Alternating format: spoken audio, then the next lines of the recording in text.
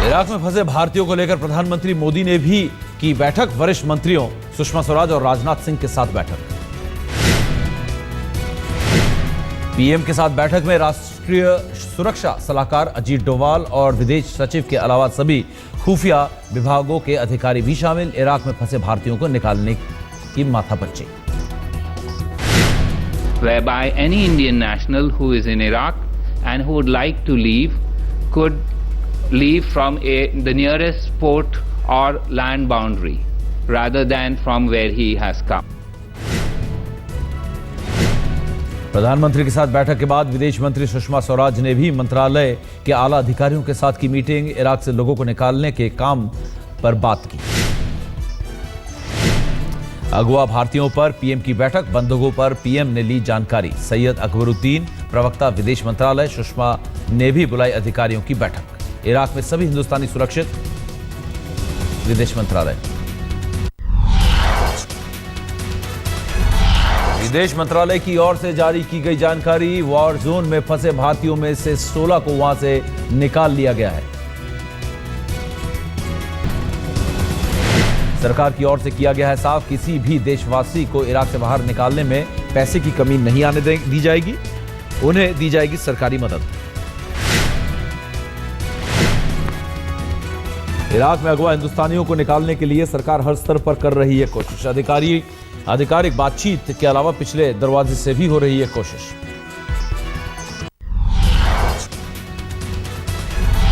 महाराष्ट्र के मुख्यमंत्री बदलने की खबर के बीच तेज हुई सियासत। बीती रात अहमद पटेल से मिले मुख्यमंत्री पृथ्वीराज चौहान। अहमद पटेल के घर पर करीब घंटे भर चली मुलाकात। विधानसभा चुनाव के मद्देनजर नेतृत्व बदलने की हुई थी बात। आज सोनिया गांधी से भी चौहान कर सकते हैं मुलाकात। सुशील कुमार शिंदे के मुद्दे पर बोले शरद पवार, अगर कांग्रेस शिंदे को सौंपती है कमान तो हमें नहीं है कोई ऐतराज। विधानसभा चुनाव के मद्देनजर पवार ने दिए संकेत, आने वाले दिनों में एनसीपी के भीतर भी हो सकता है बदलाव।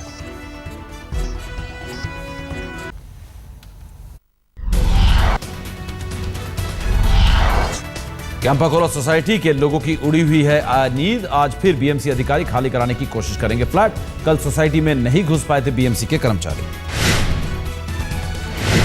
पानी, बिजली और गैस कनेक्शन काटने गए थे बीएमसी कर्मचारी, लेकिन सोसाइटी के लोग किसी कीमत पर फ्लैट सरेंडर को नहीं हुए तैयार। दूसरी बार भारी पुलिस फोर्स के साथ लौटे बीएमसी कर्मचारी, फिर भी अंदर नहीं घुस पाए। बीएमसी ने अदालत की अवमानना का केस दायर करने का किया फैसला। नगर निकाय ने भी वर्ली पुलिस स्टेशन में दर्ज कराई शिकायत। कैंपाकोला निवासियों पर कर्मचारी को धमकाने का आरोप।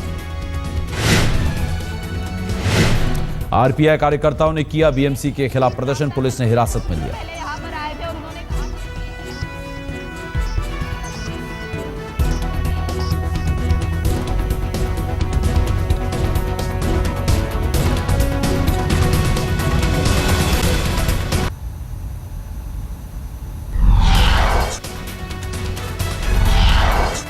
बोकारो के हरला में पचैड़ा बस्ती के पास दामोदर नदी में तेज बहाव में फंसे 10 बच्चे।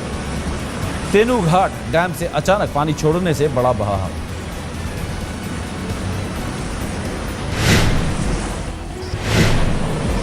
नदी में नहाने उतरे थे कुल 11 बच्चे। एक बच्चे ने भागकर बचाई जान, बाकी बच्चों को बचाने में जुटे गांव वाले।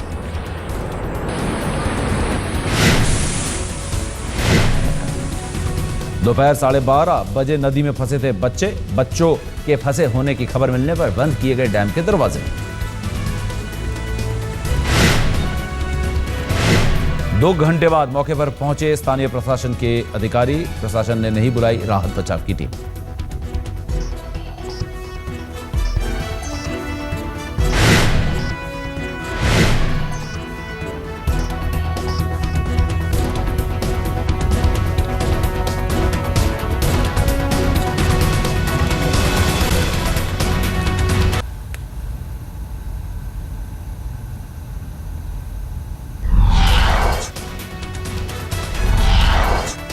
बिजली संकट से निपटने के लिए ऊर्जा मंत्री पीयूष गोयल ने पीएम को बताई योजना। नरेंद्र मोदी को दिया प्रेजेंटेशन। ऊर्जा मंत्री पीयूष गोयल की योजना, बिजली के वितरण में प्राइवेट कंपनियों की बढ़ेगी हिस्सेदारी। पीयूष गोयल का आरोप, विरासत में मिली उत्तर भारत में बिजली की समस्या।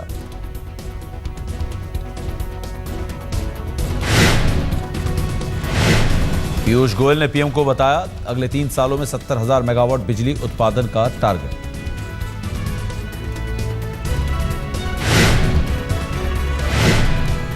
ऊर्जा मंत्री की योजना, गुजरात मॉडल की तर्ज पर होगा पावर सेक्टर का विकास।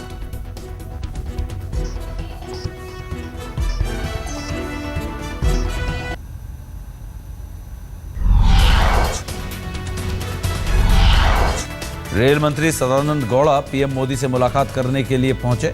किराया बढ़ोतरी और भविष्य की रेल नीतियों का देंगे ब्यौरा।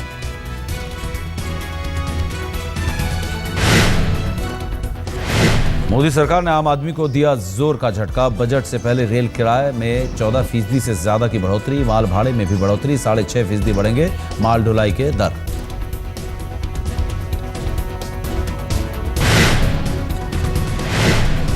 पच्चीस जून से लागू होगी किराए और माल भाड़े में बढ़ोतरी की नई दरें। रेल मंत्री की दलील, जरूरी था फैसला।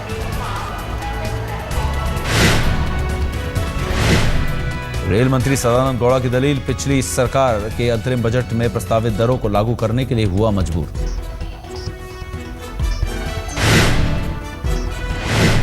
बीजेपी ने भी दी अजीबोगरीब दलील। शहनवाज हुसैन बोले, पिछली सरकार के फैसले को किया लागू।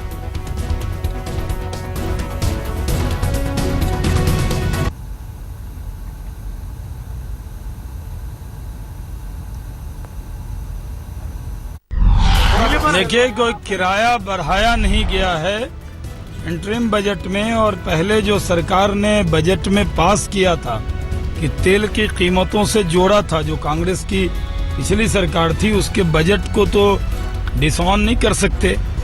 ये पहले से ही बजट में प्रावधान था।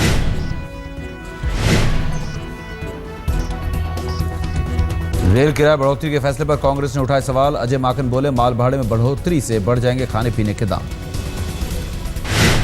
सत्ता में आते हुए और जो ये कहकर के आए कि अच्छे दिन उनके आने के बाद में आएंगे, आज तक का शायद सबसे बड़ा पैसेंजर के हाइक 30 दिन के पहले ही मोदी सरकार ने करके देश की जनता को जो उनको वोट देने का इनाम दिया है, वो हम सब लोगों के सामने है और कांग्रेस पार्टी इसकी तीव्र निंदा करता है।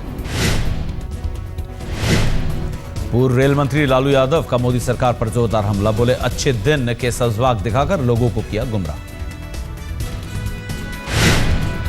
भारतीय रेल के इतिहास में ये अद्भुत बढ़ोतरी हुई है। अच्छे दिन का झांसा दे करके देशवासियों को गुमराह करके ये सत्ता में बैठने के बाद अहंकार में डूब गए हैं। इनको भारत की जनता का ताकत का एहसास नहीं है इनको।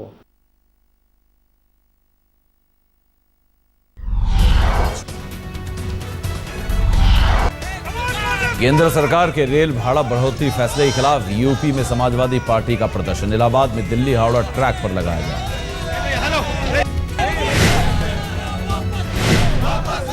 बरहाना इलाके में जाम लगाकर एसपी कार्यकर्ताओं ने गंगा गोमती एक्सप्रेस को रोका। इलाहाबाद से लखनऊ जा रही थी ट्रेन।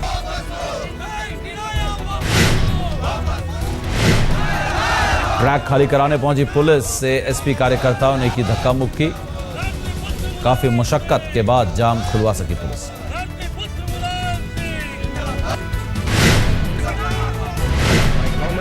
आंध्र प्रदेश के राज्यपाल ESL नरसिम्हन के संयुक्त सत्र को किया संबोधित। सदन में विधानसभा और विधान परिषद के सदस्य रहे मौजूद।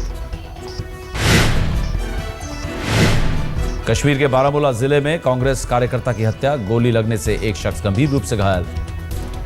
सिलो सपोर इलाके में घर पर अज्ञात हमलावरों ने किया धावा।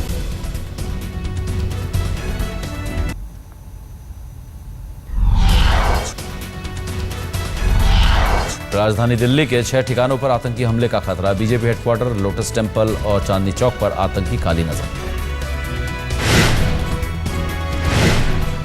नेशनल इन्वेस्टिगेशन एजेंसी ने बाकायदा चिट्ठी लिखकर दी जानकारी। सभी ठिकानों पर दिल्ली पुलिस ने जारी किया अलर्ट।